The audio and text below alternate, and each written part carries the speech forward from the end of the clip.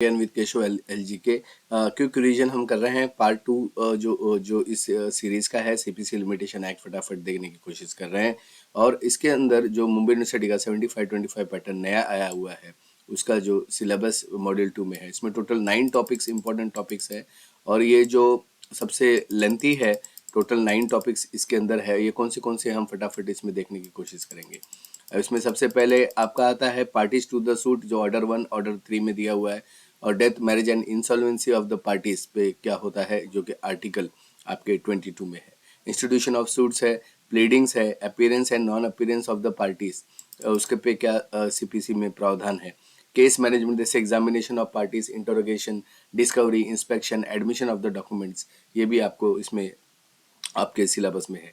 Framing of the issues, उसके बाद disposal, trial and proceedings, withdrawal and adjustment of the order and the special suits. तो ये हम बारी बारी से फटाफट हम देखने की कोशिश करें।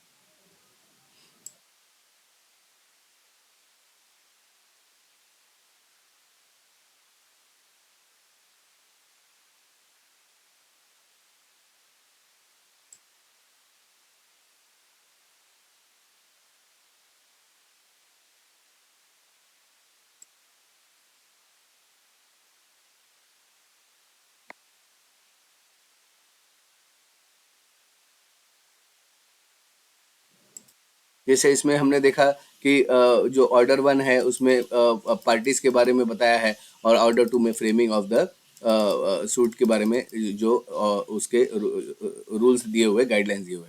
उसके बाद order 3 recognise agents and pleaders, who will be the agent and pleader, और इसके अंदर एजेंट एंड प्लीडर किसको माना जाएगा उसके इसमें प्रावधान दिए हुए हैं। The parties appearing in the court in personally और थ्रू रिकॉग्नाइज एजेंट और प्लीडर एडवोकेट्स, जैसे रूल 1 बोलता है कि allows the parties to appear through the recognized agents or pleaders, and who are they। तो जैसे ये सूट, जैसे सिविल सूट दायर होता है, जैसे हमने ऑर्डर 1 में देखा कि पार्टीज कौन कौन होंगे और कौन नहीं होंगे, इंक्लूजन किसका होगा, एक्सक्लूजन किसका होगा। ऑर्डर 2 में हमने देखा कि सूट को किस तरह से फ्रेम किया जाए, उसी तरह से ये सूट फ्रेम होने हो गया, अब पार्टीज बन गई, फ्रेम हो गया। अब फ्रेम होने के बाद इसमें एजेंट्स या प्लीडर्स या एडवोकेट्स कौन कौन होंगे, इसके बारे में ये प्रोविजन करता है ऑर्डर 3 में। इसके रूल, ऑर्डर 3 का रूल 1 रूल 2 जो है उसके अंदर बताता है कि एडवोकेट्स हो सकते हैं। रिकॉग्नाइज्ड एजेंट इंक्लूड कौन कौन, कि parties holding power of attorney, legal representative, ये भी जो है कि उनकी तरफ से केस दायर कर सकते थे। प्लीडर्स रोल क्या होगा, pleaders file pleading arguments, represent the client during the hearing.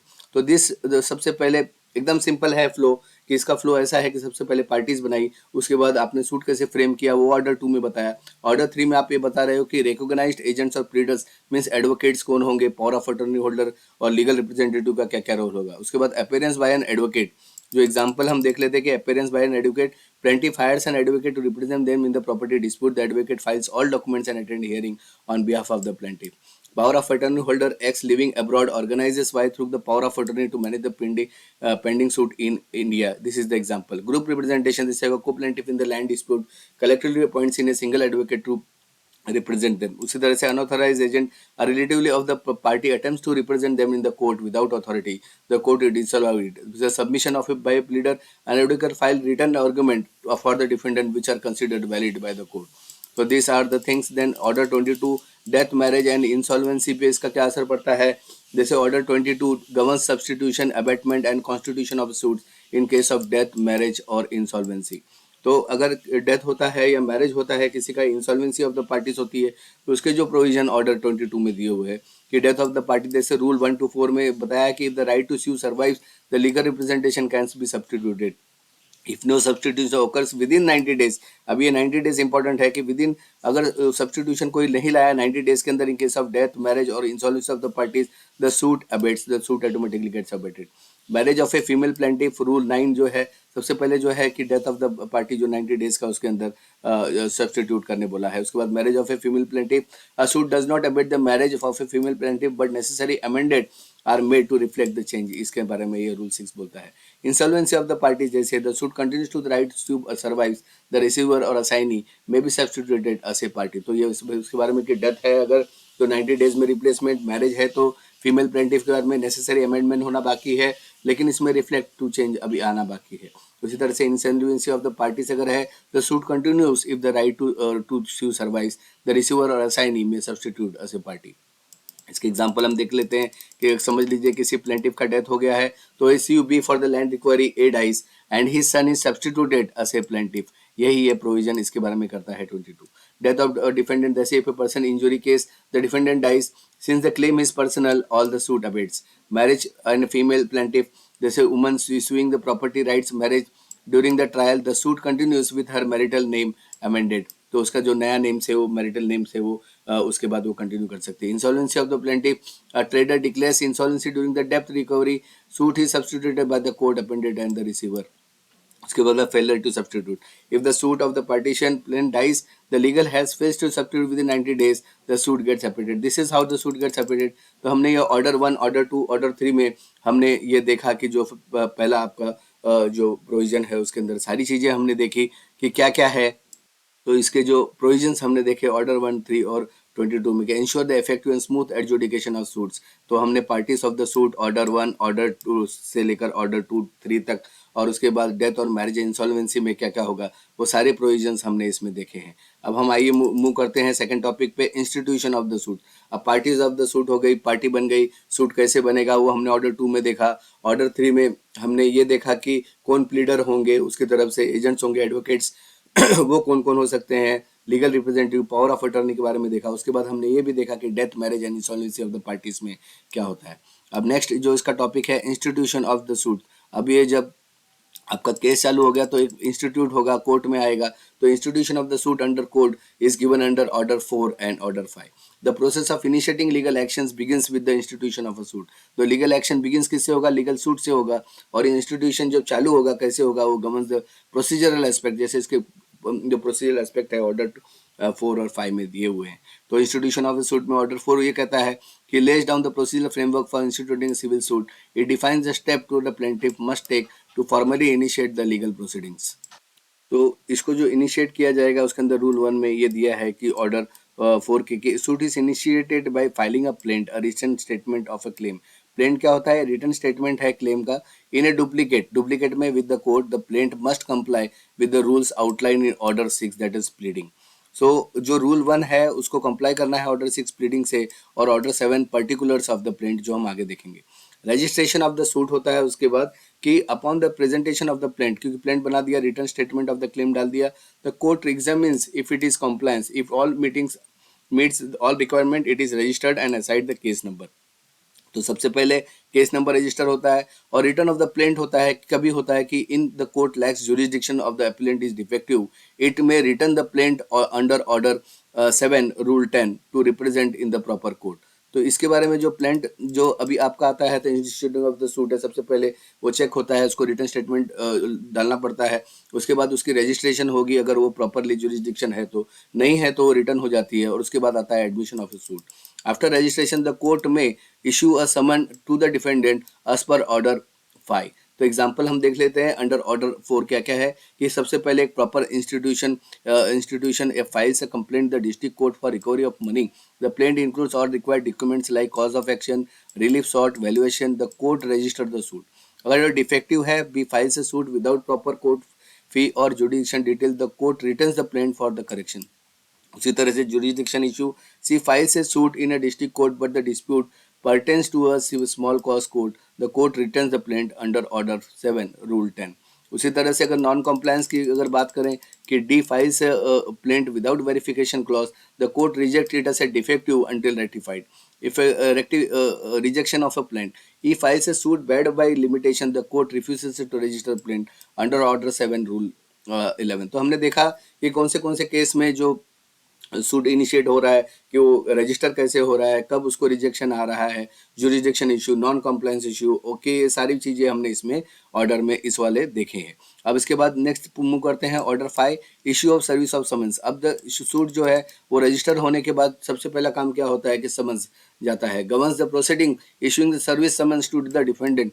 Summons ensure the defendant is notified of the suit given in the opportunity to appear and respond। इसमें principle of natural justice follow होता है। जब उन्होंने जो plaintiff ने case जो है return statement plaint जो है दायर किया है, उसके बाद वो रजिस्टर हो गई है, उसके बाद ये कोर्ट का काम होता है कि वो समन भेजे अंडर ऑर्डर 5 कि आपका जो केस आपके अगेंस्ट में रजिस्टर हुआ है। तो उसके बारे में इशू ऑफ समन्स जो रूल 1 बोलता है कि once the plaint is registered the court issue summons to the defendant to appear and answer the claims of a specific date. उसके बाद कंटेंट ऑफ द समन्स जो उसमें रूल 2 में है, सबसे पहले रूल 1 में ये बोलता है कि कोर्ट समन भेजेगी। उसके बाद जो कंटेंट ऑफ द समन होता है वो क्या होता है, उसमें डेट मेंशन होता है, time and place of appearance कि इस तारीख को, इस डेट को, इस टाइम को आपको अपेयर होना है। Direction to file a return statement if applicable वो भी उसमें दी जाती है, और कॉपी ऑफ द प्लेंट भी उनको दी जाती है। This are the things which is given under rule 2। उसके बाद मोड ऑफ सर्विस जो रूल 9 to 30 में है, कि समझ लीजिए बहुत बार क्या होता है कि लोग ये कहते हैं कि हमको समन मिला ही नहीं, तो उसमें जो मोड ऑफ सर्विस होगी आज के तारीख में, जैसे पर्सनल सर्विस है delivery of the defendant the person और एन ऑथराइज एजेंट, उसी तरह substitute of service the person service fails the court may permit alternative methods like affixing a copy in the defendant resident, publication in a newspaper, या आजकल electronic mode का भी जो system जो court allow कर रही है कि modern amendment allows the service through email और इलेक्ट्रॉनिक मीन्स, जैसे व्हाट्सएप पे भी बहुत बार समन्स भेज दिया जाता है। तो सबसे पहले रजिस्ट्रेशन ऑफ द केस, उसके बाद समन, उसके बाद मोड ऑफ सर्विसेज क्या होगा, अगर वो नहीं है तो उसके दरवाजे पे चिपका के चली आती है, वो या न्यूज़पेपर में पब्लिश कर देती है या फिर इलेक्ट्रॉनिक मोड से। सर्विस आउटसाइड जुरिस्डिक्शन जैसे रूल 25 में, if the defendant resides outside the jurisdiction territorial, summons are sought through the court in that jurisdiction. This is how the summons are set. Non appearance of the defendant जैसे rule 10 में दिया हुआ, the defendant fails to appear in the court may proceed to ex parte. Summons appearance only rule 5 में, जैसे अगर आपको rule नहीं याद आ रहा है तो भी आप पॉइंट्स आप लिखते चले जाएंगे तो भी आपको मार्क्स मिलते हैं और रिलेवेंट होनी चाहिए। इन सम केसेस समन्स में only require the defendant appearance without filing the return statement. Return of the summons, if the summon is unserved, the serving officer must report the reason to the court. तो इसके examples हम under order 5 देख लेते हैं कि proper service of the summons होना चाहिए as the defendant serves the summons in a personal and files a written statement within a prescribed time. The substitution of service, जैसे why avoid service of summons, the court permits substitution service by publication in a local newspaper. उसी तरह से service outside jurisdiction, files a suit in Mumbai against B who resides in Delhi. The summon is sent to the Delhi court to for the services. जैसे ex parte proceedings हो गया, she fails to appear in the dispute well, valid service of summons, the court proceeds with the ex party and hears the plaintiff case. उसी तरह से electronic service का अगर हम example लें कि Z serves a summons through email और through WhatsApp, is also the example of this. तो हमने अभी भी देखा कि सूट जो फाइल करने के लिए सबसे पहले उसको रजिस्टर कैसे होती है, उसके बाद हमने नेक्स्ट ऑर्डर में ये देखा कि समन कैसे भेजा जाता है। अब हम देखते हैं कि जो की प्रोसीजर है फाइलिंग द सूट है कि फाइलिंग ऑफ द प्लेंट, सबसे पहले the plaint initiate the suit bye filing a plaint in the appropriate court. The plaint must include like this jurisdiction of the court, fact of the case, cause of action, relief short and valuation and the court फी। उसके बाद scrutiny bye the court, ये जब plaint file होता है return statement, उसके बाद जो scrutiny करती है court, the court examine the plaint of the compliance with procedural requirement, any defects are returned and corrected. Registration of the suit, उसके बाद दो नेक्स्ट स्टेप है कि if the plaint in the order the court register the suit, assigns the case number, issues the summons, the court issues a summon to the defendant directing them to appear and file return statement. Service of summons, summons are served to the defendant through personal substitute or electronic means. Appearance and written statement. The defendant appears in the court at a specific date and files a written statement in response to the plaint. These are the things which is there. कुछ example के इसके बाद हमने देख लिए। आपको case law भी आप लिख सकते हैं, कोई भी केस लॉ आप लिख सकते हो। केस लॉ नहीं आता है तो आप एग्जाम्पल लिखते हैं तो भी आपको उतना ही रिलेवेंट मार्क्स मिलते हैं। बट आप केस लॉ लिखते हैं एक या दो जो भी रिलेवेंट है, हजारों केस लॉ है इसमें से आपको एक दो केस लॉ आपको लिखने हैं। जैसे किरण सिंह वर्सेस चमन पासवान, हम एक केस देख लेते हैं। Highlighted the importance of jurisdiction in institute of suit, if the plaint is filed in a court lacking jurisdiction the decree passed will be null and void. उसी तरह से प्रेमनाथ डोगरा वर्सेस शिव कुमार 1969 का केस था। Emphasise the role of substituted service with personal service cannot be effected. तो order 4 और order 5 में ये सारी चीजें दी हुई है। इसका जो डिस्टिंग्विश है वो थोड़ा सा देख लेते हैं कि ऑर्डर 4 जो होता है वो स्कोप बताता है कि deals with the institution of the suit, और उसी तरह से order 5 governs the issue and service of the summons. तो ऑर्डर 4 में आपके इंस्टीट्यूशन की क्या होगी, रजिस्टर की प्रोसेस कैसे होगा, समन भेजने तक का उसमें है। और 5 जो है governs the issue of the service of the summon, की समन किस तरह से भेजा जाए, किस मोड से भेजा जाए, लोकल न्यूज़पेपर में दिया जाए, अगर वो नहीं है तो दरवाजे पे चिपकाया जाए, या फिर उसको इलेक्ट्रॉनिक मोड से उसको समन भेजा जाए कि आपके खिलाफ के जो सूट फाइल हुआ है तो आप इसमें कोई तो फलाना डेट को आपको आना है। जो ऑर्डर 4 का मेन जो फोकस होता है filing and registration of the plaint होता है। ऑर्डर 5 का जो मेन फोकस होता है notifying the defendant of the suit. Object इसका होता है ऑर्डर 4 का, to ensure proper initiation of legal proceedings, और ऑब्जेक्टिव दो ऑर्डर 5 का है, एंश्योर डिफेंडेंट पार्टिसिपेशन। इफेक्ट और नॉन कॉम्प्लायंस डेट है डिफेक्टिव और incomplete plaint are return and failure to serve the service और समन्स इम्प्रॉपर सर्विस, कि ये अगर नॉन कॉम्प्लायंस में इसमें आता है। स्टूडेंट्स, ये नोट्स मैंने बहुत रिसर्च करके आप लोगों के लिए बनाया है, तो आप इसको अच्छे से आप देखिए कि ये सुनने से आपको ज़्यादा आएगा। इसको जो है कि बहुत लोग पीडीएफ मांग रहे हैं, बड़े पीडीएफ आपको कोई काम नहीं करेगा लास्ट मोमेंट पे। तो आप जो सुन रहे हैं इसको 2-3 बार आप सुनिए, जिससे कि आपके दिमाग में ये बैठ जाए और आप एग्जाम में आप पेपर अच्छे से कर पाएँ। उसके बाद जो कंक्लूजन है, the provision of order 4, order 5 are crucial for the smooth initiation and conduct of civil suits. उसी तरह से हम अब नेक्स्ट मूव करते हैं कि हमने अभी इस मॉड्यूल में पार्टीज टू द सूट हमने कर लिया, इंस्टीट्यूशन ऑफ द सूट हमने देख लिया। अब नेक्स्ट जो उसके बाद पार्ट आता है वो आता है प्लीडिंग, और जो प्लीडिंग कैसे होती है और कैसे एज पर दिस कोड वो हम देखने जा रहे हैं। अब जो प्लीडिंग जो जो इसकी जो प्रोविजंस है वो ऑर्डर 6 टू ऑर्डर 8 में दिए हुए हैं कि प्लेंट कैसे होगा, रिटर्न स्टेटमेंट क्या होगा। प्लेंट एंड रिटर्न स्टेटमेंट क्या है, तो under code of civil procedure the filing of the plaint and the return statement are crucial steps in civil litigation. The order 6 and order 7 order 8 of the CPC outline the rules governing the structure, component, content and submission of these proceedings, ensure the fair and efficient adjudication of the process. अब ये order 6 में जो है आपके pleading कि क्या है कि वो जनरली दी हुई है कि ऑर्डर 6 में provide the general rule for pleading includes plaint and return statement.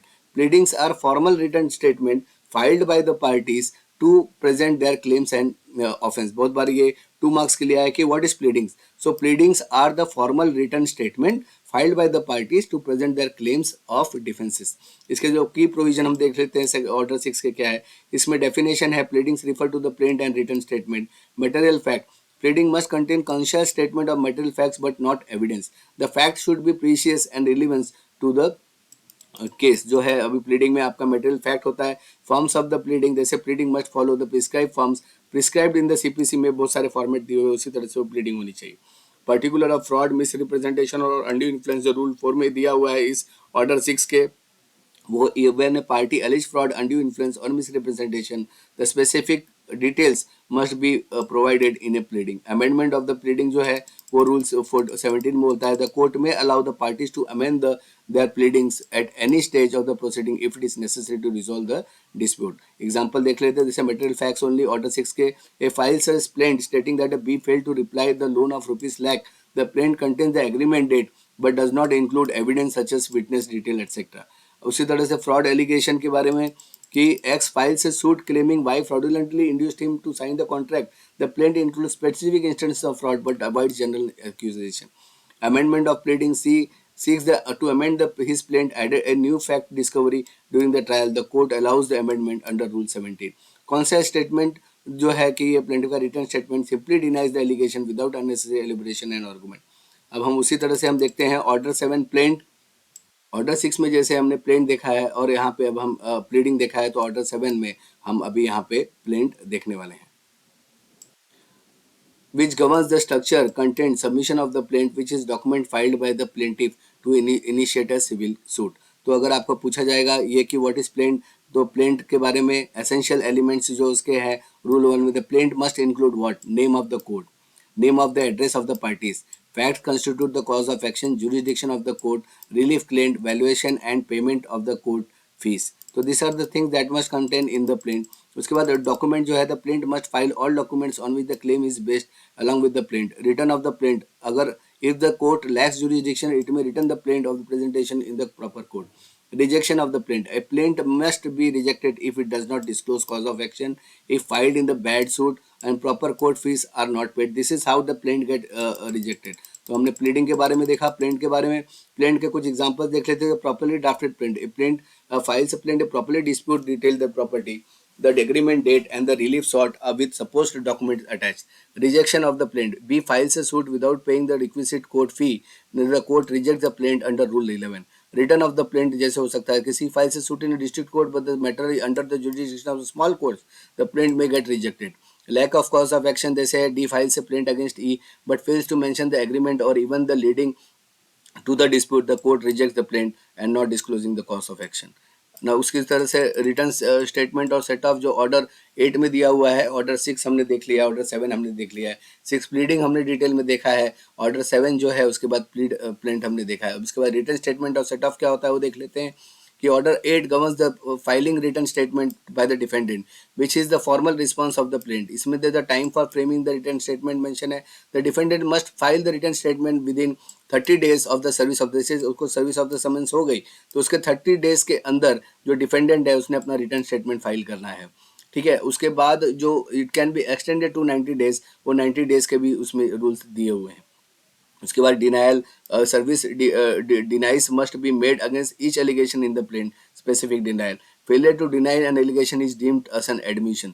तो आपको याद रखना, जो भी डिफेंडेंट है उसने याद रखना है कि ये वाले प्रोविजन के डिनायल वाला सेट ऑफ जो है रूल 6 में दिया हुआ है, defendant can claim set off if, इसका मतलब it is ascertained sum, it is legally recoverable, both parties have a mutual dealing. तो इस तरह से ये सेट ऑफ का क्लेम जो डिफेंडेंट क्लेम कर सकता है अंडर रूल 6। काउंटर क्लेम भी कर सकता है, ये हमने अपने वीडियो 1 में देखा है कि सेट ऑफ क्या होता है, काउंटर क्लेम क्या होता है। डिफेंस में भी file a counter claim against the plaintiff which is traced to the separate suit. Consequence of non filing क्या होती है कि द डिफेंडेंट फाइल से रिटर्न स्टेटमेंट द कोर्ट में pronounce judgment based on plaintiff claim.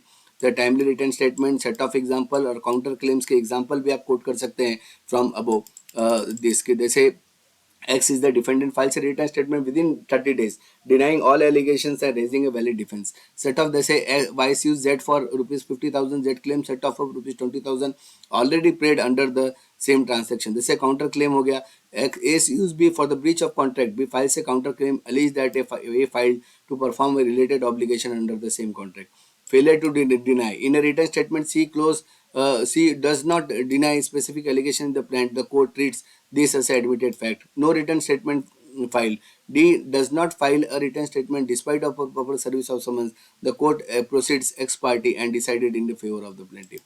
उसी तरह से अगर हम कंपैरिजन अगर करते हैं कि प्लेंट ऑर्डर 7 में जो दिया हुआ है और रिटर्न स्टेटमेंट जो ऑर्डर 8 में दिया हुआ है, प्लेंट जो फाइल होता है वो प्लेंटिफ करता है और जो रिटर्न स्टेटमेंट जो फाइल करता है वो डिफेंडेंट करता है, ये याद रखिए।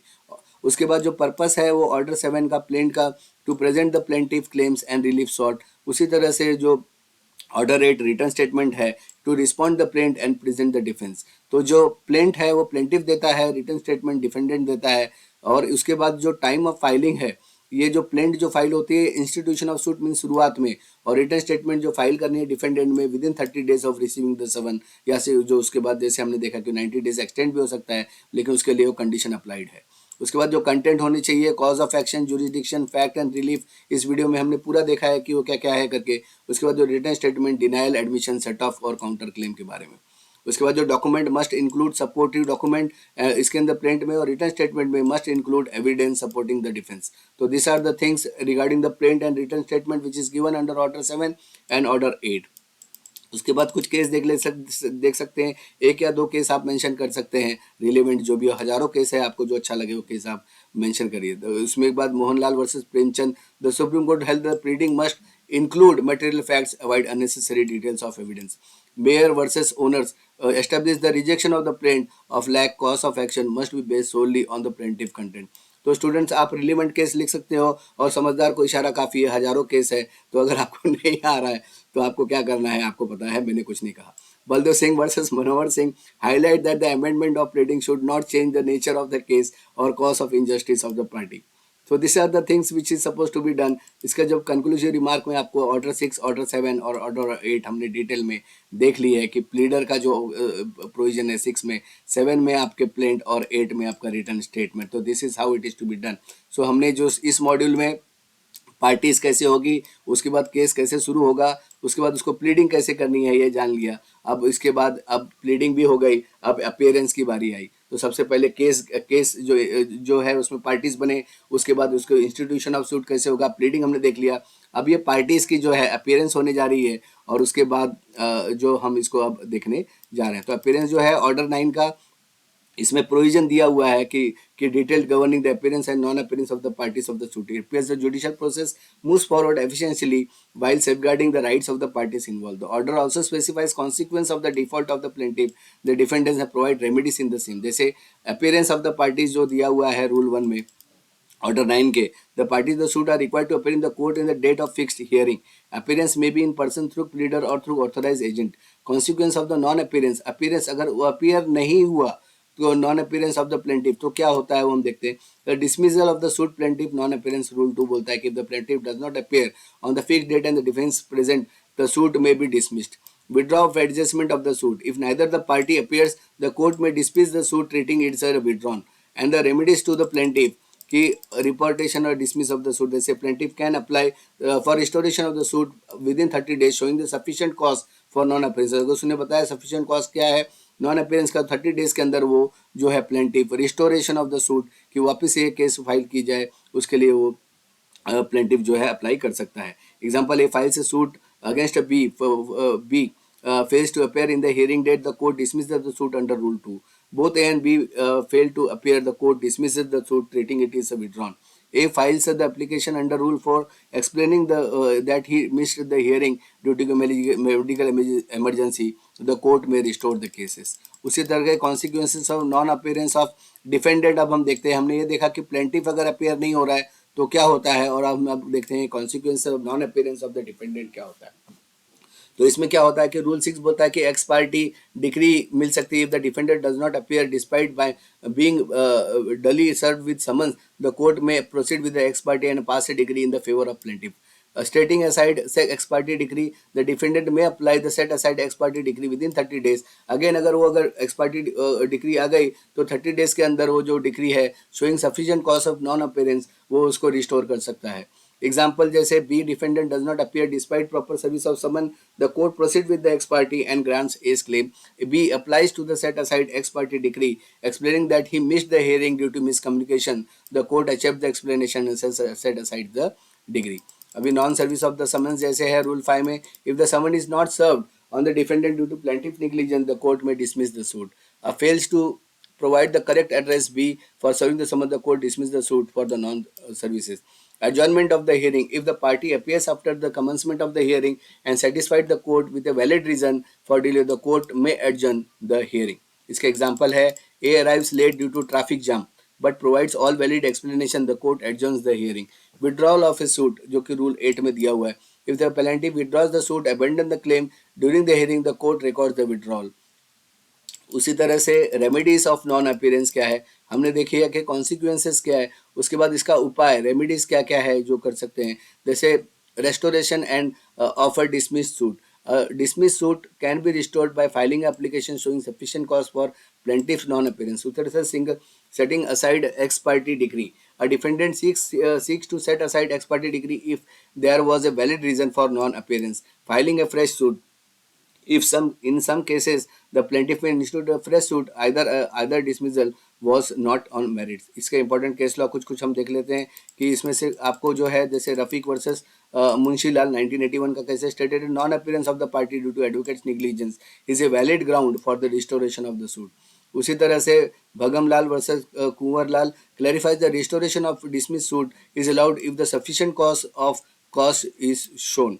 उसके sir Sangram Singh versus election tribunal 1955 का केस है. Emphasise that the rules of the non appearance should not be used to defeat the justice but to aid its administration. Kedarnath versus Mohini Manjari का केस है. Held that the dismissal under rule 2 is discretionary, the court should consider genuine reason for non appearance. अब इसमें जो की difference हम देख लेते हैं कि क्या क्या है पार्टीज नॉन प्लेंटिफ के नॉन अपीयरेंस का और डिफेंडेंट के नॉन अपीयरेंस का. इसका कॉन्सिक्वेंसेस क्या होता है कि अगर प्लेंटिफ नॉन अपीयर होता है तो डिसमिस ऑफ द सूट होती है और डिफेंडेंट नॉन अपीयर होता है तो x party proceedings of degree हो सकती है. रेमेडी क्या है कि अगर प्लेंटिफ नॉन अपीयर करता है तो restoration of the suit under rule 4 और अगर डिफेंडेंट नॉन अपीयर करता है उसके लिए रेमेडी क्या है उपाय क्या है setting aside x party degree under rule 3. Court डिस्क्रिएशन जैसे है कि प्लेंटिफ के लिए नॉन अपीयरेंस द कोर्ट में एडजॉर्न और डिसमिस और डिफेंडेंट नॉन अपीयरेंस के लिए द कोर्ट में एडजॉर्न और proceed with x party. Effect of subsequent appearance the suit may be restored upon application and the defendant may participate in later stage with the permission. तो this are the flow chart एक हम देख लेते हैं छोटा सा कि अगर प्लेंटिफ नॉन अपीयर हो रहा है सूट डिसमिस हो सकता है, एप्लीकेशन फॉर रिस्टोरेशन आ सकता है, restoration granted upon valid cause. उसी तरह से अगर डिफेंडेंट नॉन अपीयर होता है तो एक्स पार्टी डिक्री आ सकती है, एप्लीकेशन टू सेट असाइड डाला जा सकता है, decree set aside upon a valid cause बताना पड़ेगा। नॉन सर्विस ऑफ समन्स अगर होता है तो सूट डिसमिस होती है, करेक्ट एड्रेस प्रोवाइड करना पड़ता है, सूट इनिशिएटेड कर सकते हैं। म्यूचुअल नॉन अपीयरेंस है तो suit treated as withdrawn, plaintiff may file a fresh suit. तो this is how we see how the suit जो अपीयरेंस के बारे में हमने देखा जो इसके अंदर, तो वो सारी चीज़ें हम डिटेल ऑर्डर 9 में हमने देखी है। आइए मूव करते हैं नेक्स्ट में। हमने देखा कि इसके अंदर जो मॉड्यूल 2 में पार्टीज कैसे बनती है, पार्टीज कौन होंगे कौन नहीं होंगे, किसको पार्टी में ऐड कर सकते हैं किसको नहीं कर सकते हैं। इनिशिएटिव ऑफ सूट हमने देखा कि ऑर्डर 4 और 5 में कि इसको इनिशिएट कैसे करते हैं, समन कैसे जाता है। प्लीडिंग उसके बाद हमने बताया कि उसमें प्लेंट और रिटर्न स्टेटमेंट का क्या रोल है। उसके बाद अपीयरेंस ऑफ नॉन पार्टीज कि अगर वो प्लेंटिफ या डिफेंडेंट नहीं आते तो क्या होता है। अब उसके बाद आता है केस मैनेजमेंट। अब ये केस मैनेजमेंट के बारे में हम देख लेते हैं। आइए देखते हैं अब केस मैनेजमेंट के बारे में, जिसमें examination of parties, interrogation, discovery, inspection, admission और रिलीवेंस जो है उसका होगा, वो हम देख लेंगे फटाफट। आइए देखते हैं। सो केस मैनेजमेंट में एग्जामिनेशन ऑफ द पार्टीज होता है, interrogation, discovery. Case management examine the parties, interrogation, discovery which is mention under order 10, 11, 12 and 13। तो एग्जामिनेशन ऑफ द पार्टीज जो होता है उसके अंदर पर्पस इसका क्या है वो बता देता हूँ कि examination of parties are preliminary stage help से clarify issues, avoid unnecessary litigation and expedite the trial. इसके जो की प्रोविजंस है वो attachment of matters in dispute, उसके बाद written statement, recording of admission denial, consequence of the default, जो इसके की प्रोविजंस में आते हैं।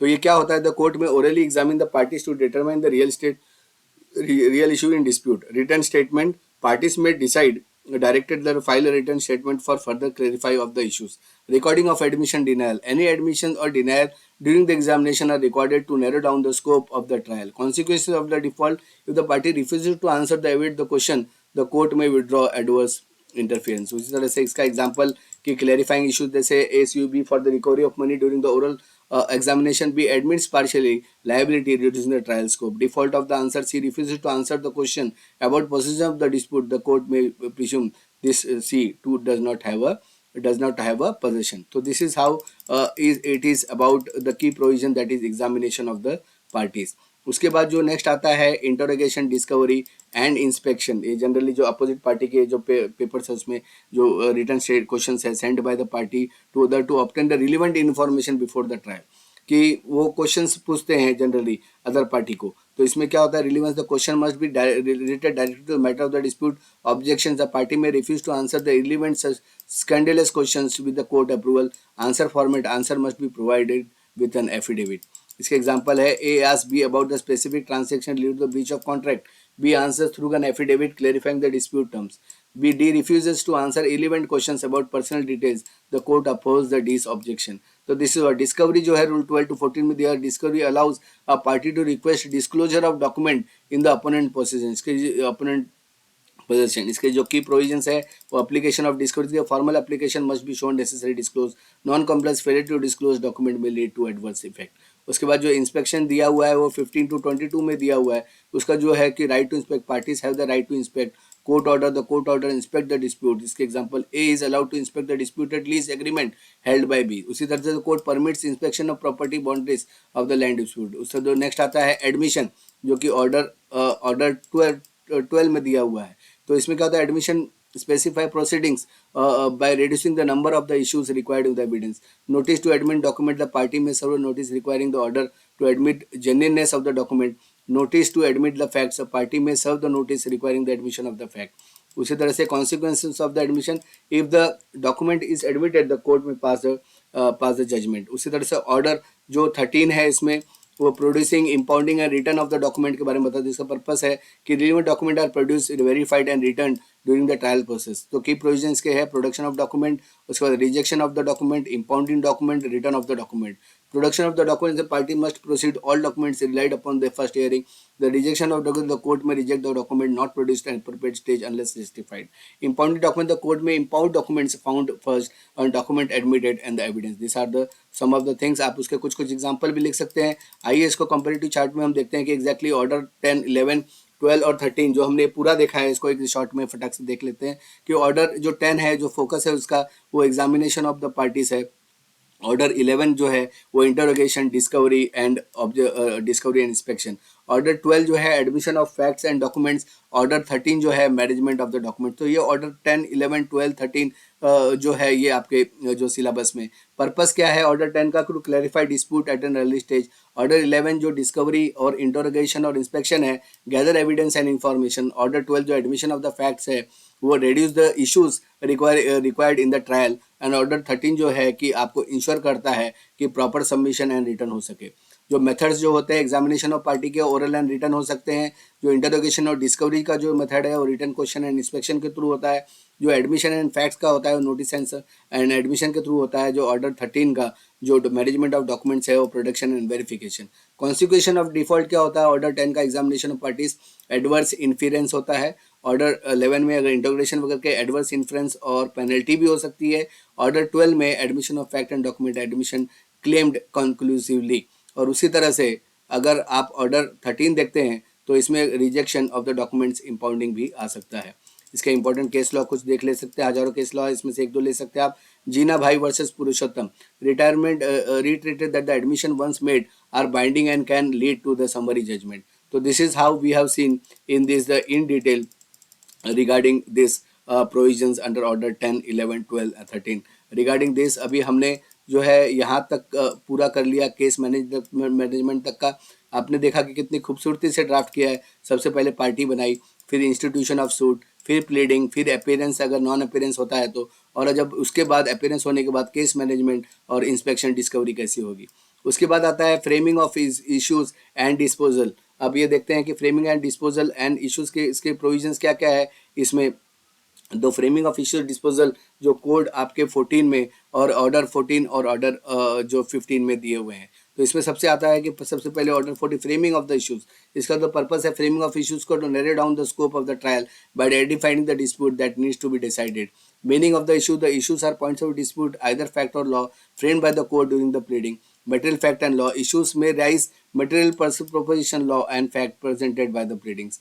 उसके बाद टाइप्स ऑफ इशू जो है इसके अंदर issue of law related to legal question, jurisdiction limitation, issue of fact related to factual disputes whether contract और breach. Framing of the issue में the court must frame allegation in the pleading, answer to interrogation and admission. Exclusion and non constitutive material में the court excludes material and relevant issues to avoid the unnecessary litigations. उसके बाद amendment to the issue में the court can alter और amend issue at any state proper determination in the case. Preliminary issue the court find that the suit can be decided on question of law, jurisdictional limitation, it may try to issue such things in this cases. उसी तरह से example जो है issue of fact का, claim B breach contract, the issue is whether the contract was performed as per the agreement और not.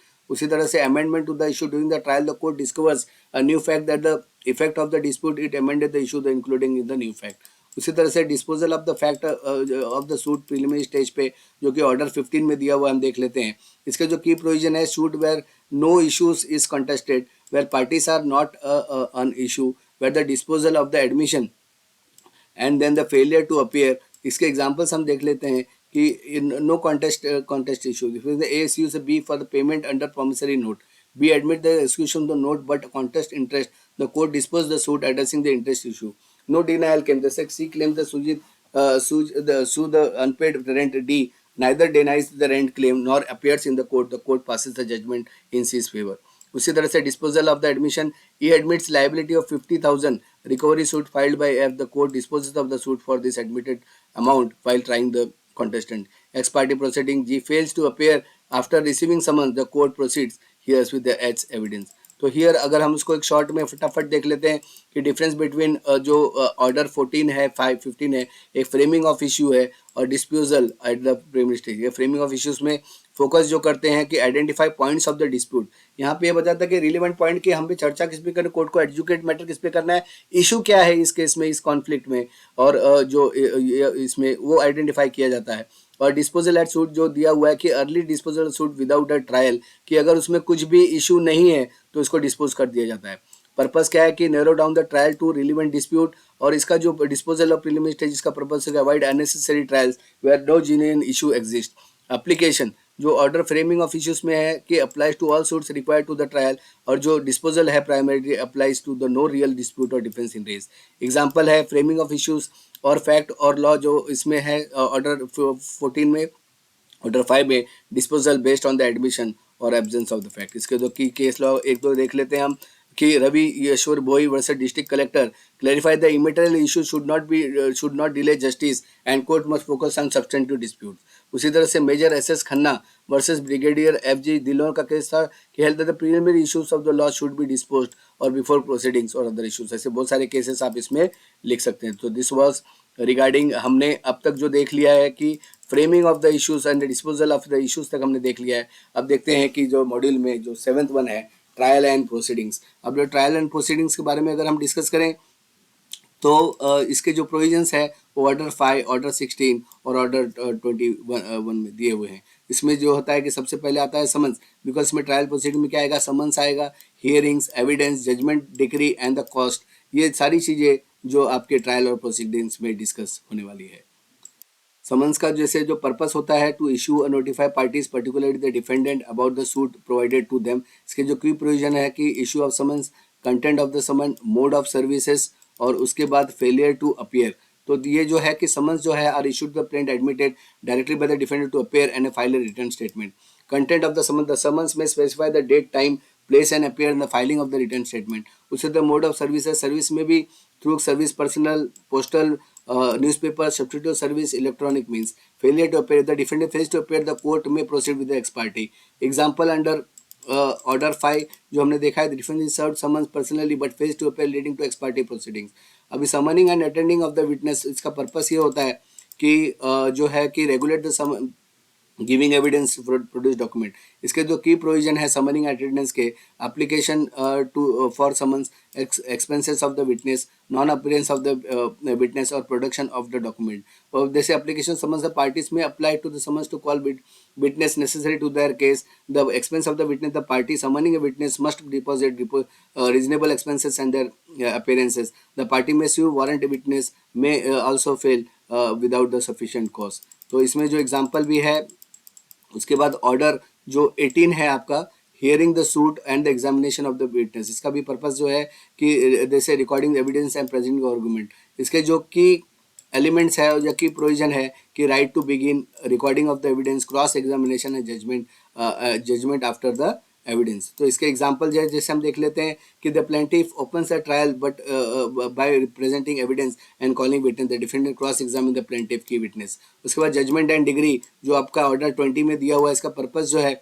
कि जो है preparation of the decree and the judgment है। तो इसके जो है इसमें इंपॉर्टेंट जो की प्रोविजन है वो delivery of the judgment, the pronounce, जैसे जजमेंट प्रोनाउंस 30 डेज में, कंक्लूजन ऑफ द आर्गुमेंट ये होना चाहिए। कंटेंट ऑफ द जजमेंट क्या होना चाहिए कि judgment must contain the points for determination, decision on this points and reason for the decision. तो रीजन डिसीजन होना चाहिए, justice can be seen. The preparation of the decree is the formal expression of judgment and must be prepared and signed by the court. तो this is what all about this. Then it comes to the cost, then the cost which is given in order 21. तो इसमें जो the cost क्या आपका उसमें calculate करते हैं, cost to the witness, cost include summons proceeding witness can be recovered, discretionary of the court discretionary award cost based on the conduct of the parties and outcome of the cases, cost in the frivolous cases, इसमें जो penalty भी हो सकती है frivolous of vexatious complaint में। Example है the plaintiff awarded the cost of production expert witness who contribute significantly to the case, the court imposes cost on the defendant for filing a baseless counter claim. तो this are the key provisions and key process of civil trial में हमने देखा कि समन है, उसके बाद hearing order 8 जो समन order 6 में, और उसके बाद ऑर्डर 18 में hearing of the order, evidence order 16 और 16-18, जजमेंट ऑर्डर 20, डिक्री ऑर्डर 20 में दिया हुआ है, और कॉस्ट जो आता है वो ऑर्डर 10 में आता है। कॉस्ट में क्या आएगा क्या नहीं आएगा वो भी हमने देख लिया। अब इसको जो है हम कंपैरेटिव वे में हम इसको देखने की कोशिश करते हैं कि क्या क्या है करके। जैसे ऑर्डर 5 समन्स है, इसका फोकस है notify parties to the suit. जो विटनेस जो है उसका जो फोकस है समनिंग एंड एग्जामिनिंग विटनेस, और हियरिंग जो है जो ऑर्डर 18 में है conduct the trial and recording of the evidence, इसका फोकस होना चाहिए होता है। और ऑर्डर 20 के हिसाब से judgment and decree, delivery and final decision. उसी तरह से कॉस्ट ऑर्डर जो का फोकस है award cost and litigation. Stages of trial जो है कि जो समन्स में इनिशियल स्टेज बिफोर प्रोसीडिंग्स होता है, और विटनेस का जो एविडेंस स्टेज में आता है, और हियरिंग जो होती है वो एविडेंस एंड आर्गुमेंट स्टेज में आता है। जजमेंट एंड डिक्री जो conclusive stage of the trial में आता है। जो कॉस्ट जो है कि वो पोस्ट जजमेंट का स्टेज है। द पर्पस क्या है समन का? Ensure parties participation. और विटनेस का जो पर्पस है वो ensure material evidence in the presented. Hearing का जो है purpose hearing dispute and clarifying issues. और डिग्री ऑफ द जजमेंट जो है इसका फॉर्मल इंक्लूजन। और कॉस्ट का जो है रिम्बर्समेंट ऑफ द एक्सपेंसेस। तो this is all about this students. और उसके बाद जो नेक्स्ट जो पॉइंट है हम उस पर मूव करते हैं कि अब जो हमने ट्रायल एंड प्रोसीडिंग्स तक हम आ गए, अब इसके बाद हम आ रहे हैं withdrawal and adjustment of the suits and the special suits. ये दो चीज़ें जो अब हम फटाफट डिस्कस कर लेते हैं। अब इसमें जो प्रोविजन है ऑर्डर 22 में दिया हुआ है कि विड्रॉवल ऑफ द सूट, इसके की पॉइंट्स जो है विड्रॉवल के जो ऑर्डर आपके 23 में दिए हुए हम देख लेते हैं कि इसके जो 2 पॉइंट्स विड्रॉल कब होगा कि withdrawal without permission, withdrawal with permission and court discretion. ये 3 केसेस में जो विड्रॉल पॉसिबल है। A plaintiff may withdraw the suit unconditionally at the stage before the judgment. Such withdrawal bars the plaintiff filing a fresh suit on the same cause of action. Withdrawal with permission, the plaintiff can withdraw suit with permission of the court to file the fresh suit on the same cause of action provided there is a sufficient cause. उसे the court discretion, the court examines whether the granting permission serves interest of the justice and does not harm the defendant's right. उसी तरह से adjustment of the suit rule 3 में जो दिया हुआ है, rule allows the parties to adjust the suit based on lawful agreement and compromise. Key points इसके जो है compromise agreement, lawful agreement, recording agreement and partial compromise. जो इसके जो की पॉइंट्स है, जैसे compromise of the agreement, if the parties arrive the compromise regarding the subject matter of the suit, the record court records it and dispose of the suit. Lawful agreement जैसे हो गया, the compromise must be lawful and not contrary to the public policy और illegal under the law. उससे the recording of the agreement, the terms compromise are recorded and the suit is dismissed और settled. Partial compromise में कि compromise covers only a part of the disputes and the remaining issues proceed with the trial. उसी तरह से withdrawal of the appeal जो rule 4 में है, the applicant is applied can withdraw the appeal conditionally the court permission, file fresh appeal, provide sufficient clause of action. उसी तरह से जो कॉस्ट ऑफ जो की कॉन्सेप्ट जो ऑर्डर 23 में sufficient cause to withdraw with permission होनी चाहिए, जैसे filing is in incorrect forum, errors in pleading और procedure defect, discovery of a new fact essential of the case. उसी तरह से bar of the on the fresh suit after withdrawal the if the plaintiff withdraws the suit unconditionally, a fresh suit can be filed. A legal validity of the compromise, the court ensures the compromise agreement lawful and not initiate the fraud, coercion or undue influence. जो इसके practical जो application जो order में है कि amicable settlement का parties often the court settlements reduce the burden on the court, correction of the jurisdiction और the procedure error, plaintiff rectify jurisdiction procedure mistake by following withdrawal with the liability. Maintaining judicial integrity भी इसका एक main concept है। उसके बाद आप एक दो केस लॉ भी इसके ऊपर लिख सकते हैं। आइए फटाफट देखते हैं कि ये विड्रॉल ऑफ सूट और adjustment of the suit compromise ये एग्जैक्टली है क्या, और इसमें आप समराइज कर लेते हैं। डेफिनेशन जो है उसका विड्रॉल ऑफ सूट का प्लेंटिफ यूनिलैटरली अकेले वो डिसकंटिन्यू करता है विड्रॉल में, और जो एडजस्टमेंट ऑफ द सूट है कॉम्प्रोमाइज है कि वो सेटलमेंट है कि dispute इंसॉल्व through the mutual agreement. Initiation जो होता है कि जो विड्रॉल ऑफ सूट का वो इनिशिएट प्लेंटिफ करता है, और एडजस्टमेंट ऑफ सूट का requires mutual consent of both the parties. Permission जो है इसमें जो विड्रॉल ऑफ सूट में requires court permission to file a fresh suit, और परमिशन जो एडजस्टमेंट ऑफ द सूट में है no permission needed if the compromise is lawful. इसका जो आउटकम है विड्रॉल ऑफ सूट का कि सूट इज डिसमिस्ड विद और विदाउट लिबर्टी ऑफ द और to रीफाइल, adjustment of the suit का suit is disposed as to settled. Applicability है arises when the plaintiff wishes to withdraw, and इसकी applicability है कि suit of compromise arises when the parties resolve their disputes amicably।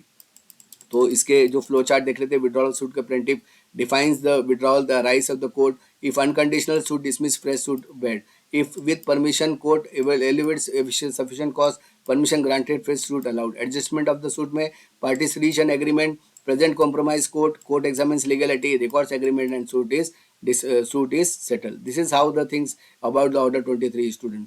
अब इसमें हम last वाला देख लेते हैं, स्पेशल सूट। स्पेशल सूट क्या है वो फटाफट हम देखने की कोशिश करते हैं। स्पेशल सूट जो होता है जनरली कि द पर्पस इसका the order prescribe the process suit involving government और public officer in their official capacity.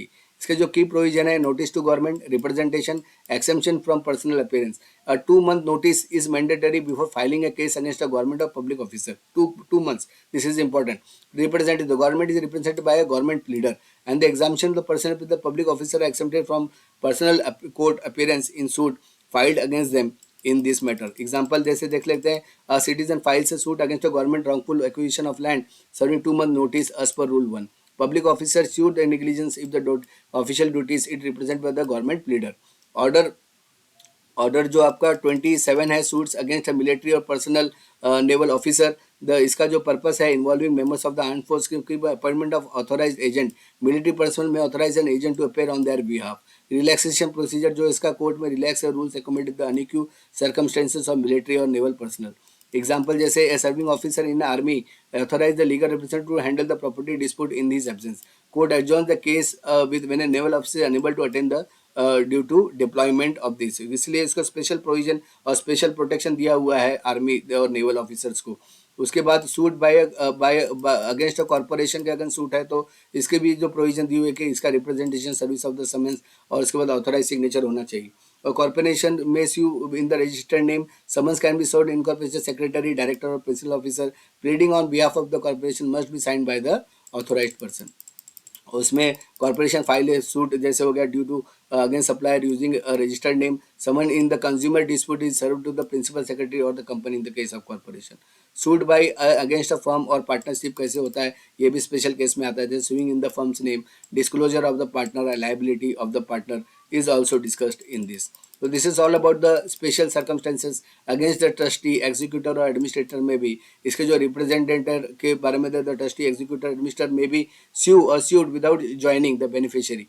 Liability, they are personally liable taken beyond their authority if they have taken. ये इसके भी provision जो है executor के, administrator के इसमें किए हुए हैं। उसी तरह से अगेंस्ट अ माइनर और person of unsound mind special circular the order ensures protection of minor as a person of unsound mind during the litigation. तो next friend court approved and liability of the cost. अभी next friend कौन है, minors and the person of unsound mind must sue और defend their through the next friend, means very जो उनके caretaker है। Any agreement और companies involving minor must be approved by the court and liability of the cause, the next friend may be personally liable for the cost if the suit is deemed frivolous. तो इसके बारे में इसका जो main purpose है to protect the minors and unsound litigation. तो this are special circumstances. Example जैसे है, a minor represented by the next friend sue for the compromise in the motor accident case, the court rejects settlement agreement as it deemed prejudicial in the interest of the minor। उसी तरह से जो इसका the order facilitate access of justice है, application of CU है, inquiry of the court है, exemption from court fees. तो this are the things which you have. उस पर suits relating to mortgage. Mortgage में क्या होता है, रिडम्पशन ऑफ मॉर्टगेज, जिसका order of the suit foreclosure, redemption and sale of mortgage property. Redemption of mortgage जो है कि mortgage has a right to redeem the property within the specific period. Foreclosure, mortgage can seek foreclosure, preliminary decree the court, preliminary decree, final decree the foreclosure, sale, redemption etcetera is done. So students, this is how we have seen. उसका हम revision कर लेते हैं। Student, ये पूरा जो topic और lecture हम कवर कर रहे हैं रिवीजन का है, जिसका फर्स्ट सेकंड थर्ड रीडिंग हुआ होगा पहले ऑलरेडी, उसके लिए इजी होता है। और जिसके लिए फर्स्ट रीडिंग है उन्होंने इसको ध्यान से 2-3 बार सुनना है, जिससे कि आपका पूरा रिवीजन हो जाए।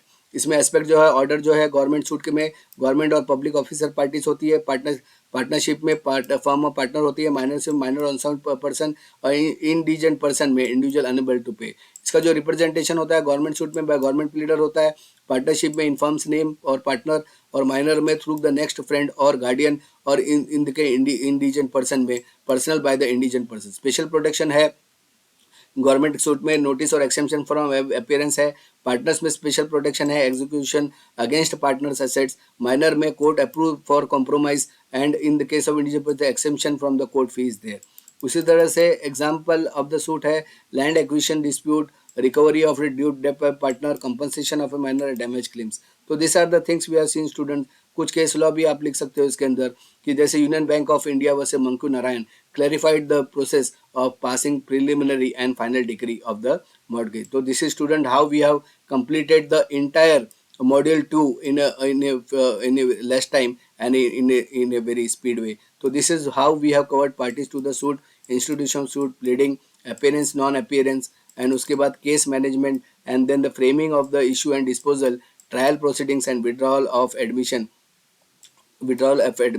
and after that now the special suits. All the best students, you all will pass with good marks. Just listen to the video 2 to 3 times so that you can easily overcome. So thanks a lot from Log and Keshav LGK.